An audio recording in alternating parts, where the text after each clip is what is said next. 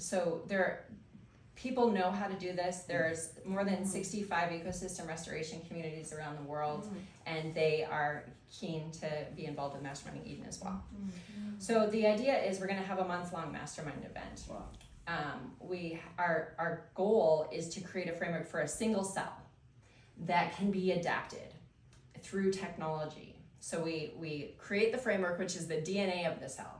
We're not actually meeting together to build the cell itself. We're meeting together to structure the DNA of the cell, which can then be altered. We want a stem cell. We want a stem cell that can choose what kind of thing it's going to be. So that stem cell can then be shaped to be like, okay, I'm an African Saharan desert cell, or I am a New York cell, because they have different needs for the environment, for the geology, for the resources, and for the culture of the people.